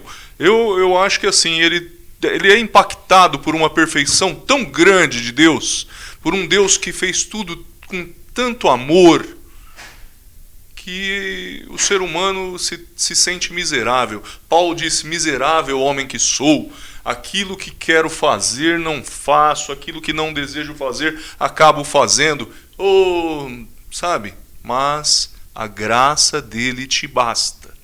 Exatamente. Ítalo, você visitou um local que eu amo de paixão, né? A Sociedade Bíblica do Brasil.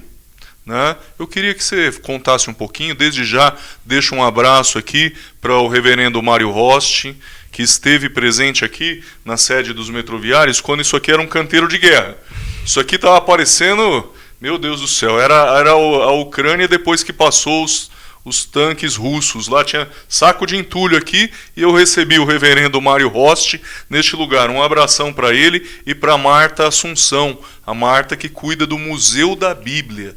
Você esteve por lá, né? A gente até separou uma foto maravilhosa, você lá no Museu da Bíblia, do lado desses homens fantásticos. Conta para nós o que aconteceu lá. Então, eu fiz parte durante 2 anos da diretoria, eu fui um vogal da diretoria da Sociedade Bíblica do Brasil aqui no estado de São Paulo. Certo. Né? Só que foi bem esse período da pandemia, então eu cheguei a fazer uma visita lá, a gente participou de reuniões e tudo. Mas aí o trabalho acabou ficando mais assim com a presidência mesmo, o pessoal, por conta da pandemia, né? Sim. Como ficou assim à distância. Mas é muito legal, é um trabalho muito, muito bonito, né? Muito bom. A Sociedade Bíblica do Brasil, ela alcança o Brasil de fato, né? Você tem um barco lá na região norte, onde você tem muitos rios. Sim. E inclusive em Macapá você não tem estrada que ligue Macapá a outra capital. Tudo por rio. É rio ou avião só. Então, esse trabalho de levar a Bíblia até as pessoas, eles fazem até um trabalho também social, né? Além de só entregar a Bíblia, há outros trabalhos envoltos nisso. E assim, eu acho que a Bíblia, ela na mão da pessoa certa, com alguém que saiba explicar de maneira corretamente, cara, ela transforma realidades, transforma mentes, de fato. Né? É a metanoia que a gente falou agora há pouco. Então, eu acho que a Sociedade Bíblica do Brasil ela atende até países fora do Brasil, né, de língua portuguesa. e outras coisas. No seminário a gente tem a Bíblia em Braille, que é produzida pela Sociedade Bíblica do Brasil. Acho que, se não estiver redondamente enganado, é a maior empresa dessa natureza no mundo, né? A maior sociedade bíblica do mundo, né? Produz milhares de Bíblias por ano, nem sei quantas são. Milhões. Então, assim, é muito bom, né? E isso entra naquilo que você comentou agora há pouco. É uma das peculiaridades do Brasil. Como o Brasil é, de fato, um país diferenciado. E, cara, pode ser que muita gente olha pra mim e dá risada da minha cara. Mas eu enxergo... Não, porque você é um jovem promissor, cara. Sabe? Uma pessoa cheia de energia, sabe? A gente fica mais velho, a gente fica... Ai, nossa, vai tocar nesse assunto. Não sei o que, fica com medo. Jovem não tem medo de falar as coisas. Valorize seu líder de jovens. Hoje eu valorizo meu filho. Se você colocou seu filho para assistir essa palestra, faz ele assistir 2 vezes. Ele é cheio de energia. Direcione essa energia para funcionar no reino de Deus. Para ele não ser um cego religioso e também não ser uma pessoa longe dos valores. Isso é, Ítalo, fantástico. Já passa de hora a nossa entrevista, mas eu acho que vamos ficar mais aqui. Fica com a gente, fica aí, né? Ítalo, cara, você vai ser pai logo? Olha, eu acho que sim, viu? Essa é a palavra. Casou, daí a gente pergunta se já vai ser pai, né? Então, cara, eu acho que assim, a gente tem que ser aberto à vida, né? Então, é o que a gente tem sido, eu e a Juliana. Você tem formas, né, de você, enfim, postergar isso, mas eu acho que as pessoas, às vezes, é uma questão que entra até naquele lance da ideologia que a gente estava falando. As pessoas querem mudar o mundo a partir de ideologia política, de partido, de ONG, de grupo. Esperavam isso de Jesus, né? Esperavam que ele ia tirar o povo da escravidão de Roma. Então, né? Daí Jesus fala assim, se te manda levar uma carga, leva. Exatamente. Né?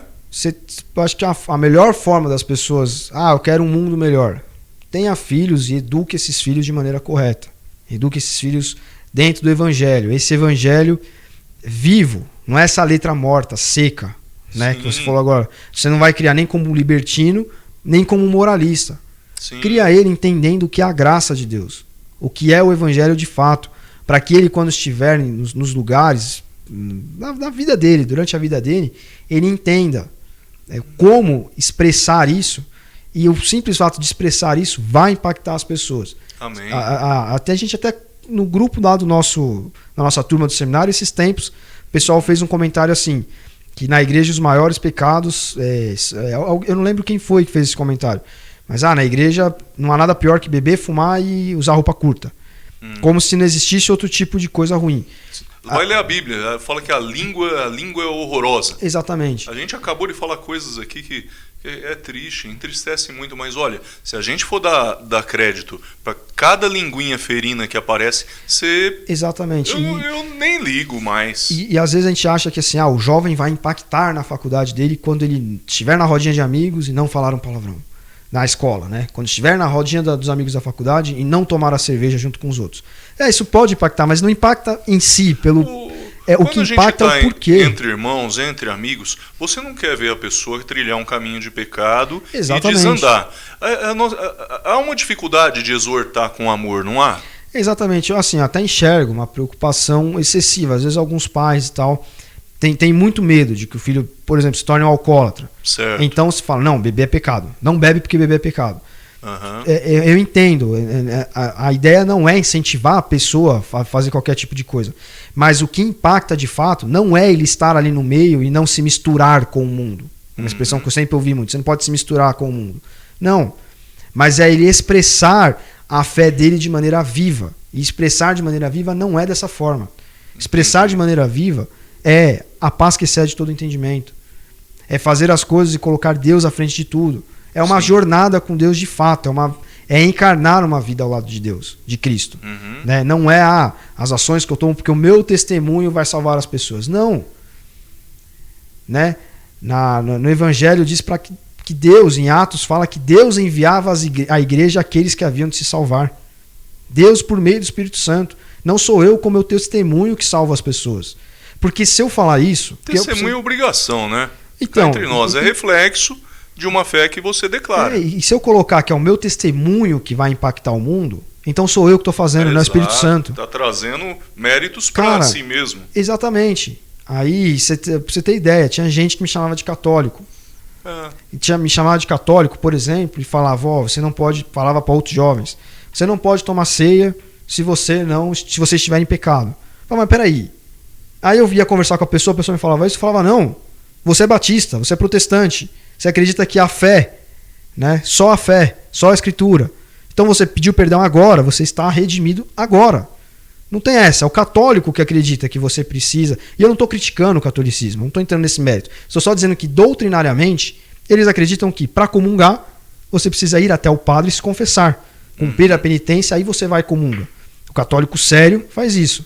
Então peraí, a pessoa que está ensinando uma doutrina católica para outra sem saber, está me chamando de católico, quando eu ensino a pessoa só a fé, um elemento básico. Né? Você não tem que deixar de tomar ceia. Como que você vai deixar de tomar ceia? Ceia é a comunhão de Cristo. Você não pode deixar de não tomar ceia. Porque eu estou em pecado. Não, pede perdão, se arrepende e toma ceia. Então, mas semana que vem eu pecar de novo. Você pede perdão de novo.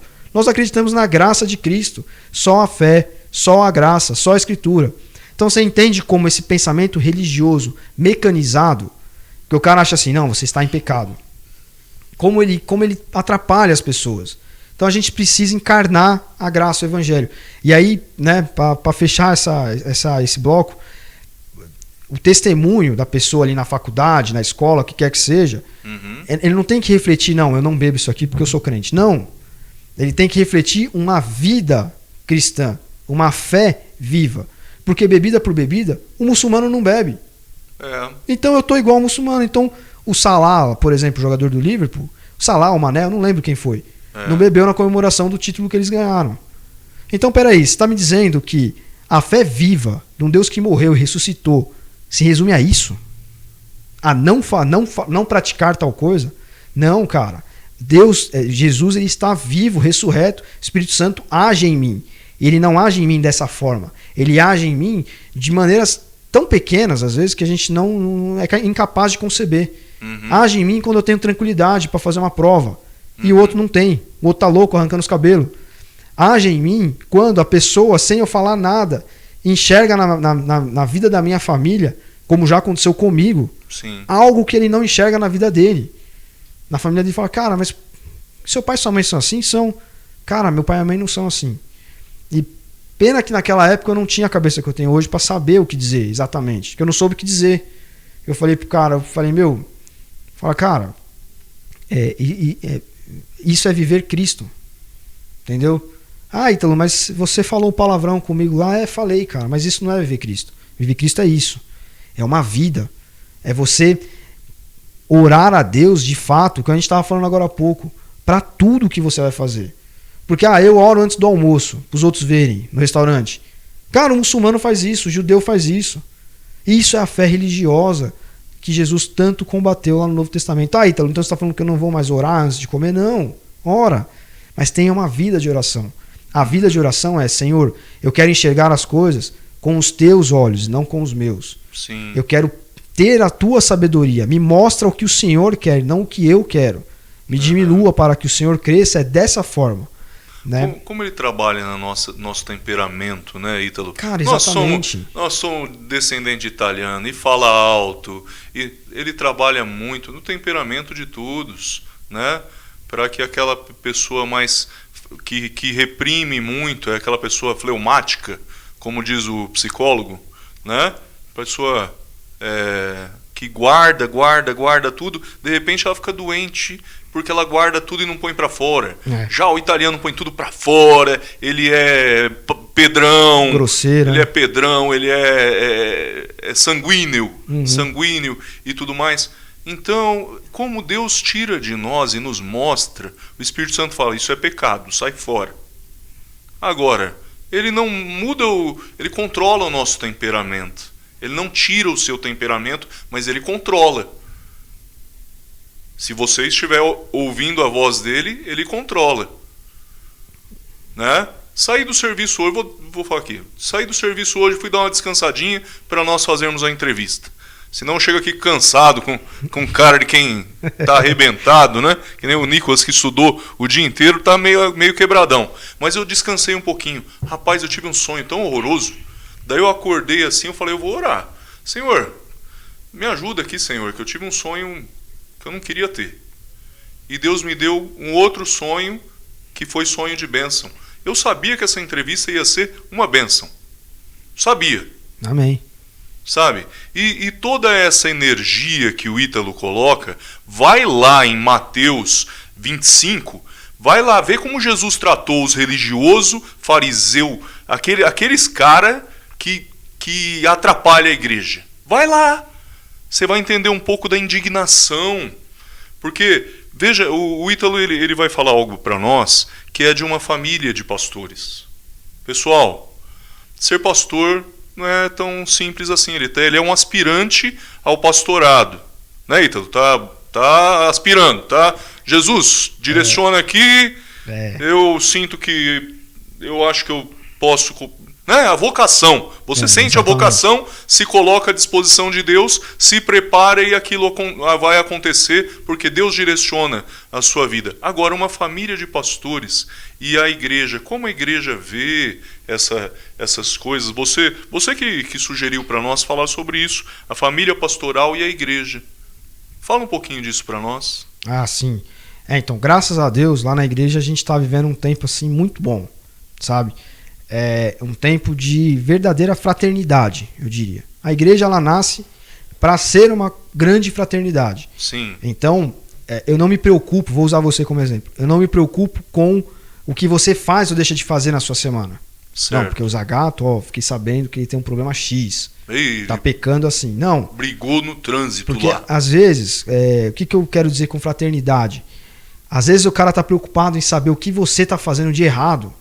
Cara, e não para perguntar para você como que tá teu parente doente, como que tá o teu trabalho. Não tem a preocupação humana com você, espiritual. Não para falar, cara, vamos orar juntos essa semana? Posso orar por você? Um dos livros que eu tenho lido, que eu li, preciso reler, chama A Treliça e a Videira. Um dos pontos abordados nesse livro... Não conheço. Cara, é muito bom. Porque o que ele vai falar? A igreja se preocupa com a treliça, a estrutura física, eventos, etc. Mas o que dá a vida para isso tudo é a videira. O que interessa é a videira. E a videira são o quê? As vidas humanas, espirituais, que habitam essa treliça, que estão por cima dessa treliça. Uma das coisas que ele fala ali é que a igreja precisa deixar de pensar que o trabalho pastoral se resume unicamente ao pastor. Então, isso que eu estou dizendo de viver em fraternidade. Sim. Cara, eu vou orar por você. Cara, vamos orar junto? Pô, você que está com problema no seu trabalho, eu estou com problema na minha família. Ora por mim. Não é assim, ficar abrindo a sua vida como se você estivesse num confessionário. Porque, infelizmente, tem líder que faz isso. Líder que eu estou dizendo, líder de jovem, líder de homem, de mulher. Sim. Que faz isso para ter um poder sobre a pessoa. Né? Para manipular a fé da pessoa por meio do medo. Mas é assim, não precisa entrar em detalhes. Eu estou com problemas com a minha família. Ora por mim, ora por você. Isso é um cuidado pastoral. Sim. Que um precisa ter pelo outro. Então, graças a Deus, a gente tem vivido um pouco disso na igreja. Estamos começando.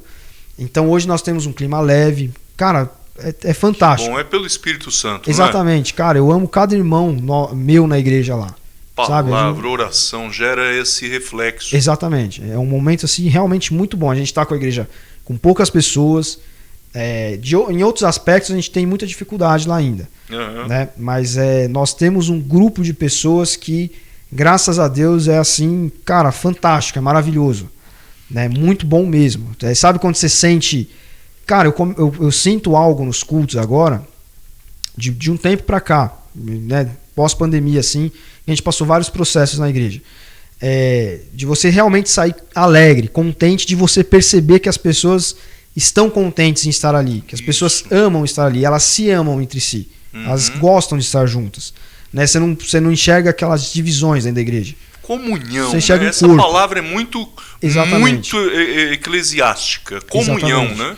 Então, assim, quando você fala da dicotomia família pastoral e igreja, né, de uma maneira geral, você primeiro tem um problema de algumas igrejas que acabam deixando tudo nas costas do pastor, ou o pastor que quer assumir tudo.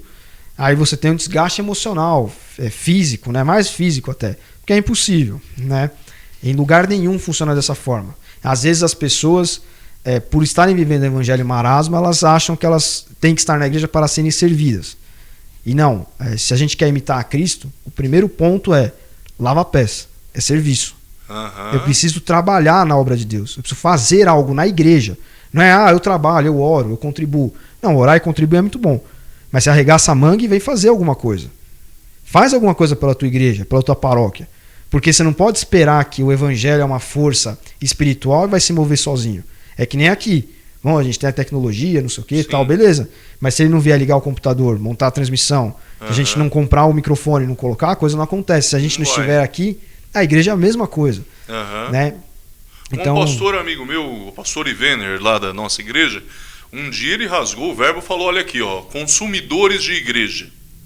Você que traz seu filho e acha que o departamento infantil é obrigado, são todos voluntários. E rasgou o verbo em cima dos consumidores. Porque tem gente que vai lá só para sugar e não descobre o seu talento. Eu duvido muito, de repente, se essa pessoa está ligada ao corpo. Porque é um corpo. É uma pessoa que ainda não entendeu o evangelho. O podcast só funciona porque o Ítalo veio. Voluntariamente. É um corpo. E, cara, eu acho que essas pessoas ainda não entenderam o evangelho. É assim, cara, não quero ficar batendo na mesma tecla. Mas é que, via de regra, o que eu vi de pessoas assim são justamente as pessoas moralistas, entendeu? Pessoas religiosas.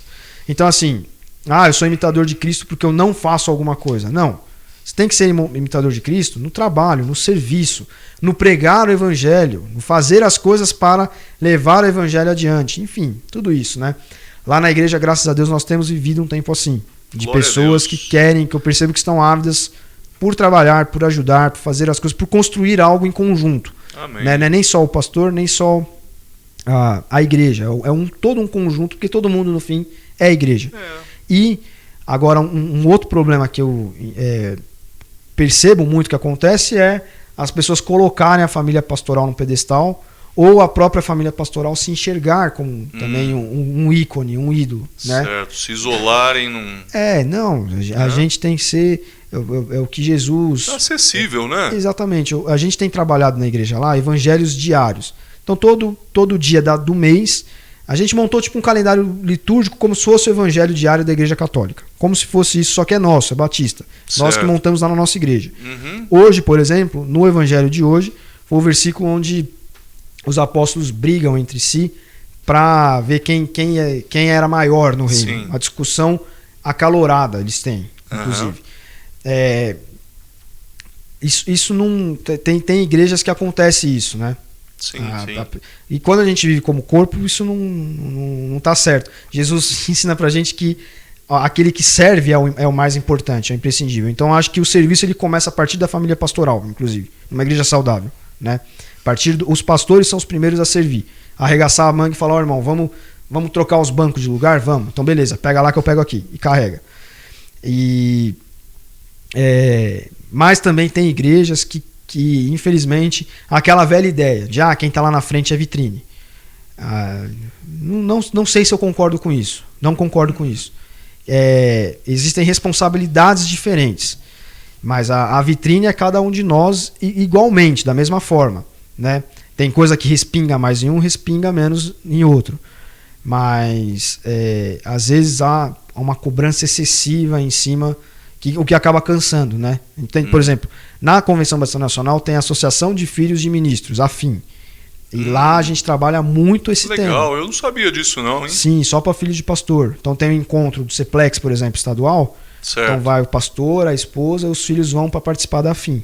Olha. E a gente trabalha, a Mônica faz um trabalho assim, muito legal, excepcional. Esposa do pastor Elias, que dá aula no seminário, inclusive. Que bom. Né, dentro dessa área, para que os filhos de ministros eles assimilem isso melhor. As pessoas vão olhar e vão apontar o dedo. Mas a gente não pode se deixar levar por isso. A gente tem que entender que, infelizmente, é uma pessoa que é fraca, enfim, né? Então acho que a dicotomia de igreja e família pastoral tem muito esses problemas aí. Que legal. Né? Que tema de família. Tema de família, de igreja, né? Tem uma palavra que se popularizou de uma forma um pouco distorcida, que é a casa, né?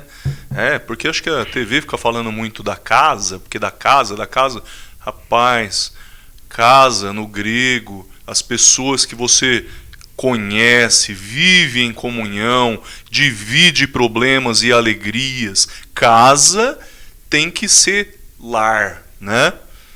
Tem que ser lar, tem que ser intimidade. E hoje casa tá virando uma coisa, né? Tá virando uns negócios. Ô Ítalo, a gente sabe que hoje aqui eu vou mandar todos os recados do pessoal, né? Todos os recados que vocês anotarem, comentários e também pelo WhatsApp, eu vou mandar pro Ítalo depois, tá? Então tá lá, pega lá o Zap e também pelos comentários eu vou mandar pro Ítalo, né? E antes de nós irmos para os nossos quadros finais aqui, Ítalo, se você me permitir, quero te parabenizar pelo seu time que ganhou. Esses palmeirenses estão cheios de coisa, né, Nicolas? Estão na maré boa, hein? Esses palmeirenses estão numa maré, né? Então, para assim, não deixar passar, né? Porque realmente foi mérito total do vosso time e alegria de todos os palmeirenses aí. Parabéns. Valeu. Cara, eu achei muito estranho aquele jogo lá na quarta-feira, que foi... Porque, assim, tá um pouco de sorte também. Acho que o São Paulo ele conseguiu algo que se o Palmeiras tivesse conseguido, talvez tivesse sido 3-1 Palmeiras. Certo. Que foi o pênalti, depois aquele gol que o cara chutou, bateu no outro, entrou, né? Uhum. Então você fala, putz, jogou um balde de água fria. Mas quando saiu aquele gol no fim do Palmeiras, putz, eu virei pro meu irmão, meu pai tava em casa, meio assim e tal. Falei, ixi, pai, o São Paulo vai acabar perdendo esse campeonato.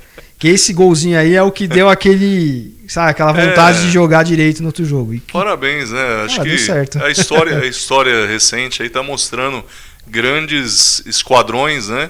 E que se trabalham corretamente chegam mais longe do que outros. Então, tá aí. Os nossos colegas de seminário acharam que a gente não ia falar de futebol. Porque, tem um palmeirense e um São Paulino, não vão falar de futebol. É claro que a gente vai falar de futebol. Por que não?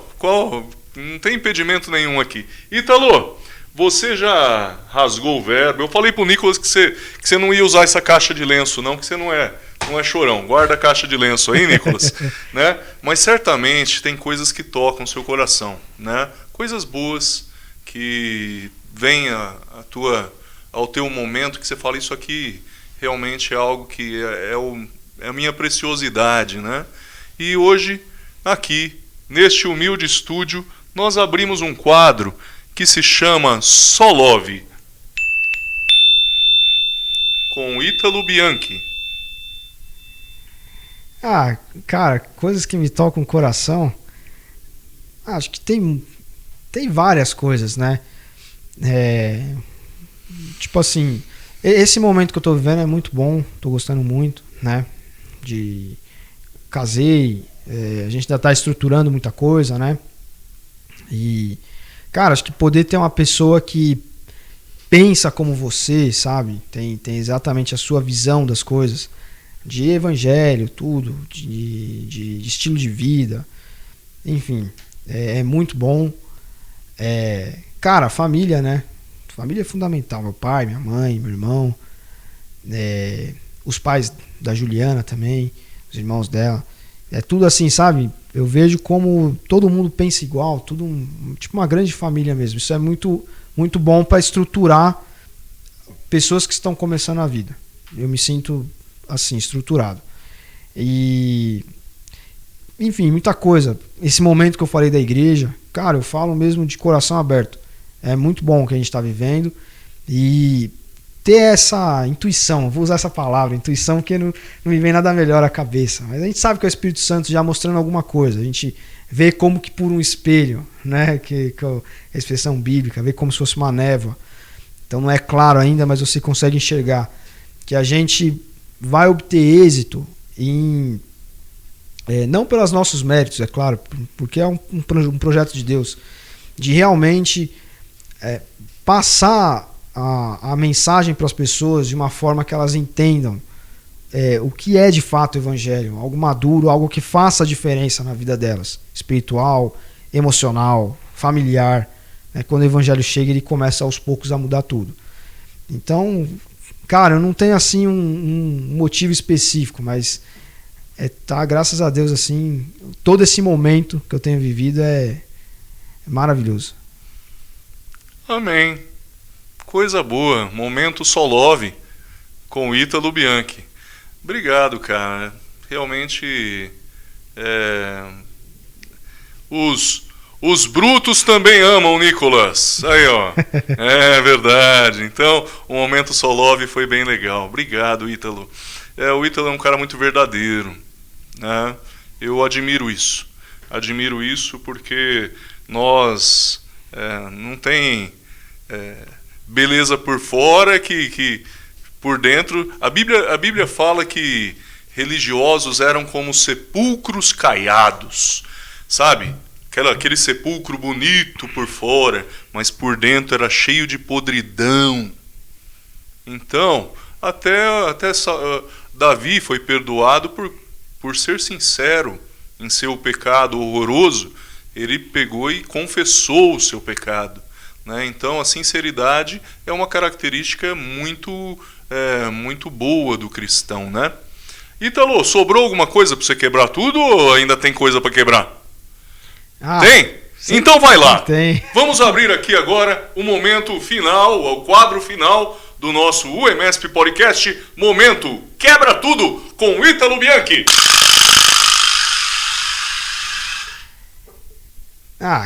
Cara, acho que é um pouco de tudo que a gente falou, sabe? As pessoas,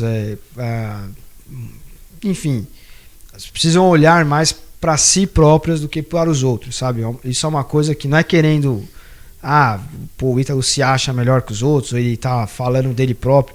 Mas assim, eu faço muito isso. Eu olho muito para mim antes de falar dos outros. Pelo menos assim, tenho aprendido a fazer isso. Bem aquele negócio do, antes de você olhar o cisco no olho do outro, olha a trave que tá no teu olho, entendeu? Então, eu enxergo que o cristão ele vai passar a fazer diferença nessa sociedade também a partir disso.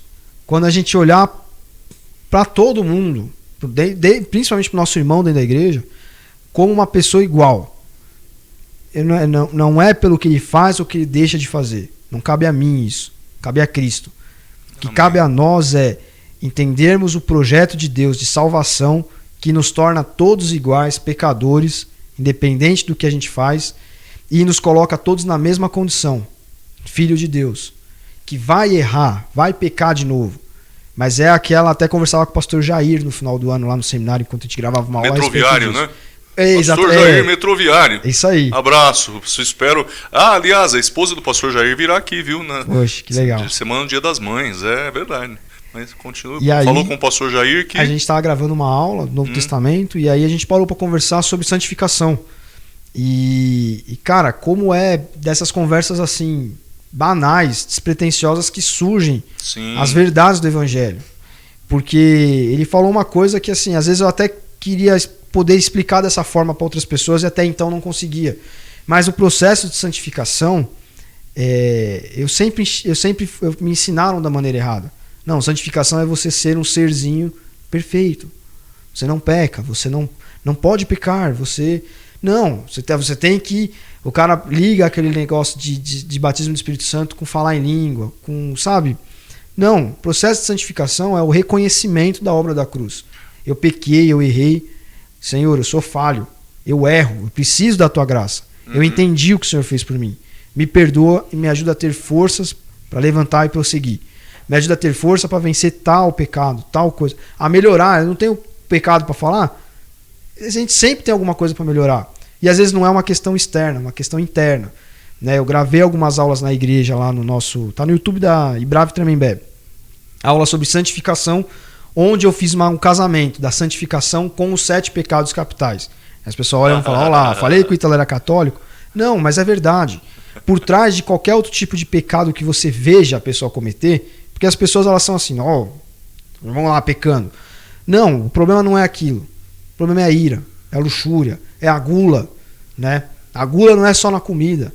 Às vezes é aquele cara que não consegue, não sei se você já conviveu com gente assim, o cara não consegue sentar na rodinha sem ser o palhaço da turma.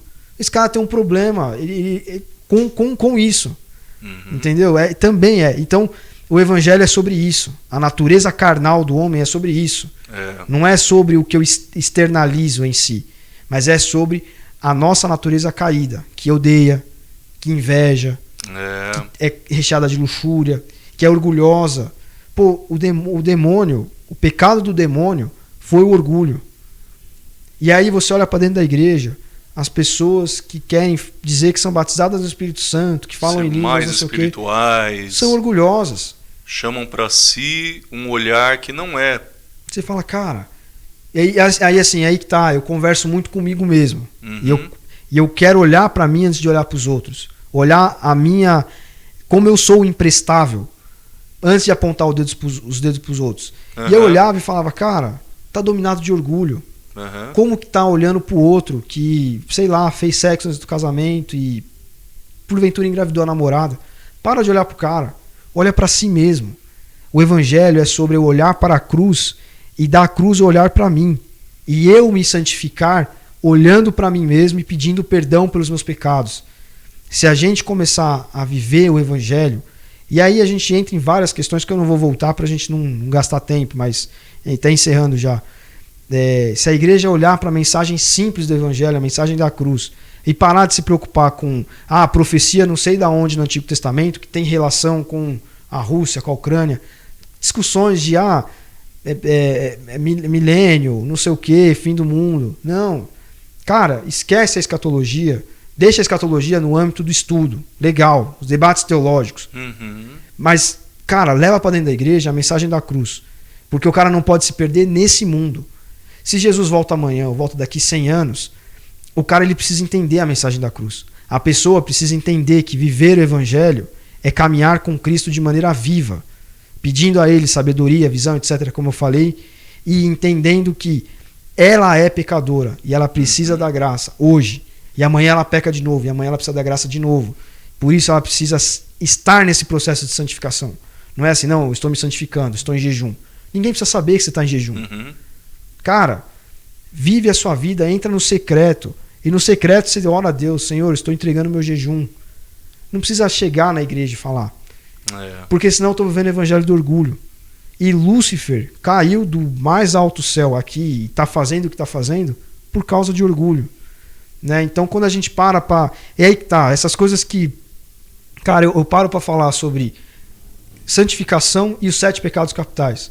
A pessoa olha para mim e diz que eu sou católico. Eu falo, não, cara, você não entendeu nada. Eu estou tratando da natureza humana. No nosso canal lá também, depois eu vou divulgar o canal do Ítalo, mas eu também falei sobre esse tema e um por um. Tá lá. Cara, isso é imprescindível. É ensinamento cristão. São práticas carnais que se opõem às práticas do Espírito Santo. Exatamente. Não é católico, não é protestante, é bíblico. Exatamente. Entendeu? Larga de ser invejoso, irado, preguiçoso, glutão. Entendeu? Então, eu acho que se tivesse que rasgar o verbo, cara, se tivesse que ficar até amanhã, 7 horas da manhã, conversando aqui sobre alguma coisa, eu ia ficar batendo nessa tecla. Que legal. Que a igreja precisa se conscientizar, ao meu ver, né? As pessoas precisam se conscientizar disso. Que coisa linda a nossa entrevista de hoje, viu? A gente realmente vai fazer um belo trabalho para que pessoas alcancem isso, sabe? Eu me lembrava aqui da entrevista de um outro podcast que tem um pouquinho mais de acesso que o nosso, é o Hub, né? Hub Podcast, né? Recebeu a Ana Paula Valadão, sim, né? Eles tiveram um pouquinho mais de acesso, mas assim, é muito legal ouvir gente que sofre, que passa por todas essas pressões. Ouve um pouquinho lá, uma ministra do Evangelho, um pessoal que também faz entrevista e fala de igreja, para que você alcance não um senhor conhecer sobre o cristianismo dos nossos dias, mas você seja um pouco melhor né, cada um de nós possa ajudar o próximo, né? Se nós fizermos isso, eu estou aqui, o Ítalo vir aqui, ele nos ajuda e nós também promovemos um futuro ministro do Evangelho sem dificuldade nenhuma, porque eu sei da índole e do esforço desse nosso entrevistado de hoje, que eu tenho uma honra te receber, né, Ítalo? Eu já aqui dando as minhas considerações finais, e por isso eu vou deixar você encerrar o podcast hoje, viu, Nicolas? Ele vai encerrar hoje, né? Então, muito obrigado desde já, um grande abraço da parte deste entrevistador, do pessoal aqui dos bastidores, que é Nicolas Bueno também, né? Obrigado em nome dos Metroviários de Cristo, muito, muito obrigado, tá? E você encerra para nós com seus agradecimentos e considerações finais. Cara, eu que agradeço a oportunidade, né? O bate-papo foi assim fantástico. Parabenizo o trabalho que você desenvolve, os Metroviários de Cristo, né, desenvolvem. É muito importante. Eu acho que são ações como essa que também levam o Evangelho até as pessoas por uma outra forma, que não é a forma não convencional, digamos assim. Então, só tenho a agradecer a amizade que a gente tem aí desde quando a gente estudou junto, né, e a consideração. E, cara, se Deus quiser, a gente vai, quem sabe, até desenrolar outros projetos juntos aí para frente. E obrigado mesmo, obrigado você que assistiu nosso podcast aqui. Até a próxima aí. Não perca as próximas entrevistas. Maravilha!